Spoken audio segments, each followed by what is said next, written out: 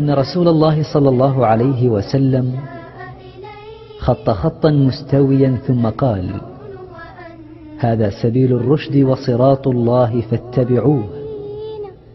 ثم خط على كل جانب 6 خطوط ممالة، ثم قال: هذه سبل على كل سبيل منها شيطان يدعو إليه فاجتنبوه. وتلا هذه الآية: وأن هذا صراطي مستقيما فاتبعوه ولا تتبعوا السبل فتفرق بكم عن سبيله ذلكم وصاكم به لعلكم تتقون.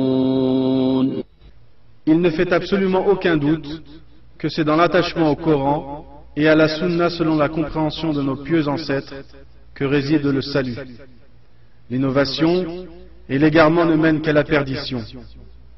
Dès lors, quiconque se détourne du livre et de la Sunna sera ballotté entre les différentes voies de l'égarement. On peut résumer les facteurs qui conduisent à l'apparition de l'innovation dans les points suivants: l'ignorance des prescriptions de la religion, l'attachement aux passions, le fanatisme à l'égard des opinions et des personnes, la ressemblance aux mécréants et leur imitation. Premièrement, l'ignorance des prescriptions religieuses. Nous savons que plus le temps passe et plus les gens s'éloignent de l'empreinte du message de Muhammad sallallahu alayhi wa sallam, moins la science se propage et plus l'ignorance se généralise. Par conséquent, seule la science et les savants sont à même de combattre l'innovation en religion. Et dès lors que ces deux éléments sont absents, toutes les conditions sont réunies pour permettre l'émergence de l'innovation et l'activisme de ses adeptes. Donc, chers frères, chères sœurs, apprenez votre religion et délivrez-vous des carcans de l'ignorance. La science puisée des savants dignes de confiance est source de bonheur et de protection. Deuxièmement, l'attachement aux passions.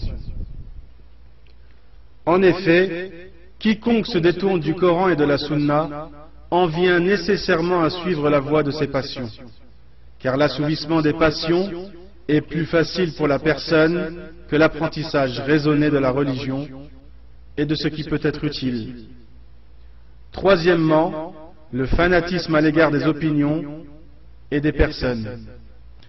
L'attachement fanatique aux opinions véhiculées et aux hommes constitue un obstacle et une barrière qui empêche une personne de suivre les preuves et de connaître la vérité.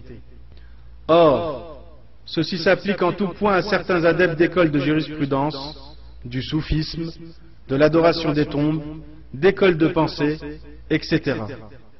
Dès lors qu'on les invite à suivre la voie du livre et de la sunna et à rejeter tout ce qui les contredit, ils se justifient en s'appuyant sur leur école, leur shirk ou leurs ancêtres.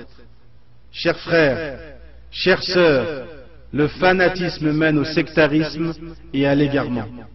Ne justifiez jamais votre point de vue par l'opinion d'une personne en la considérant comme une vérité sans contestation.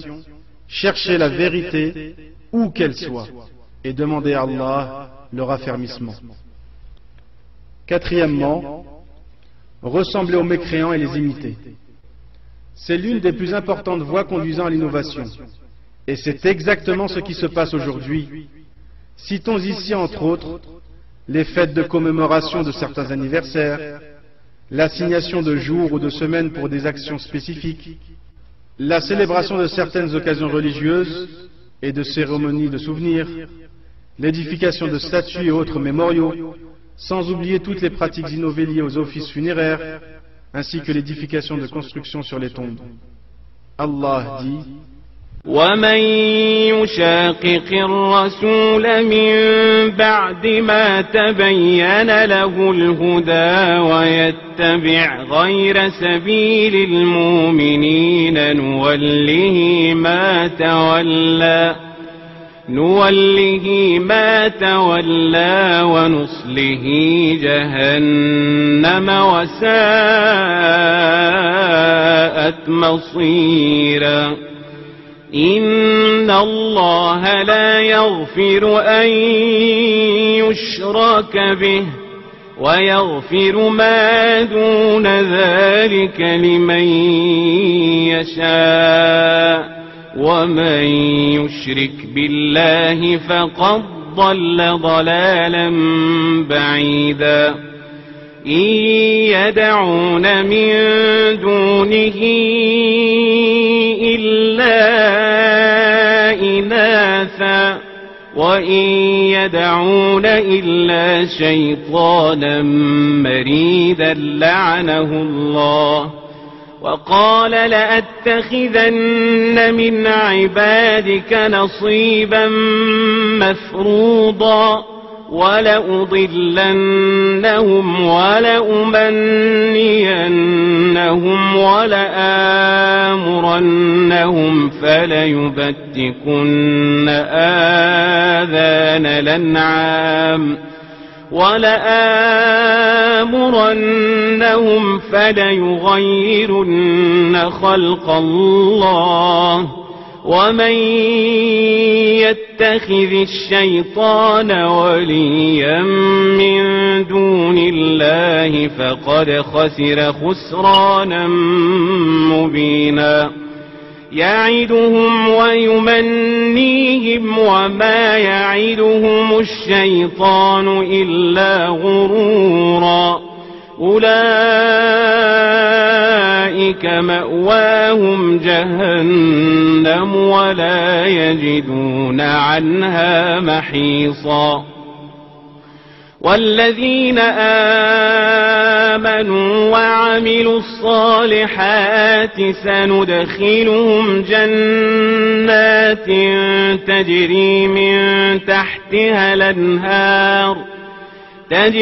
من تحتها الأنهار خالدين فيها أبدا وعد الله حقا ومن أصدق من الله قيلا